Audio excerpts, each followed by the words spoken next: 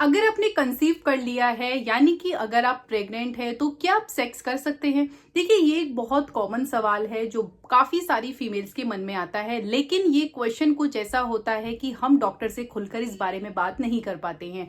तो ज्यादातर फीमेल्स क्या होती हैं, या तो वो इस सवाल का जवाब गूगल पर तलाशती हैं या फिर अपने सवाल को कहीं ना कहीं अपने अंदर ही रहने देती हैं।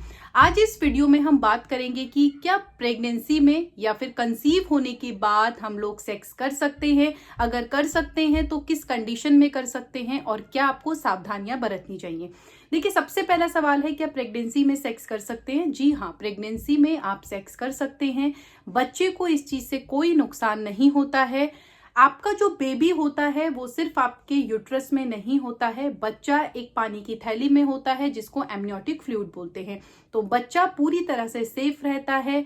अगर आपको प्रेगनेंसी में किसी तरह की कॉम्प्लिकेशन है, आपकी हाई रिस्क प्रेगनेंसी है, तो उस केस में आपको जरूर डॉक्टर से पूछना पड़ेगा और शायद डॉक्टर आपको सेक्स करने के लिए अवॉइड करने के लिए बोल सकते हैं। लेकिन अगर आपकी प्रेगनेंसी बिल्कुल नॉर्मल है तो आप प्रेगनेंसी में सेक्स कर सकते हैं।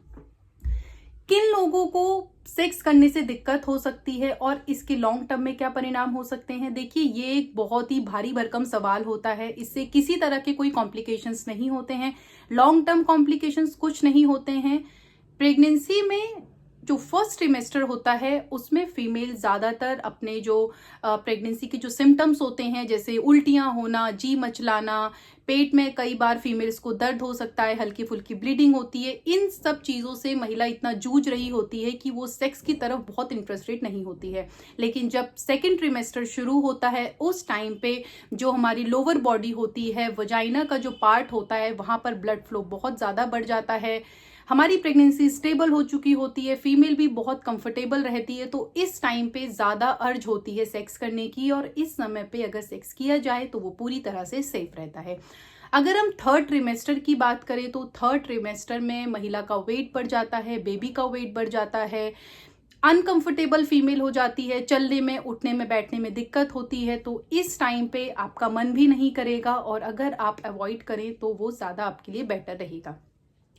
किन लोगों को नहीं करना चाहिए, इसके बारे में हम शॉर्ट में बात कर चुके हैं कि जिन लोगों की प्रेगनेंसी हाई रिस्क होती है, जिनका लो लाइंग प्लेसेंटा होता है या फिर प्लेसेंटा प्रीविया होता है, उन लोगों को प्रेगनेंसी में सेक्स करने के लिए अवॉइड करना चाहिए।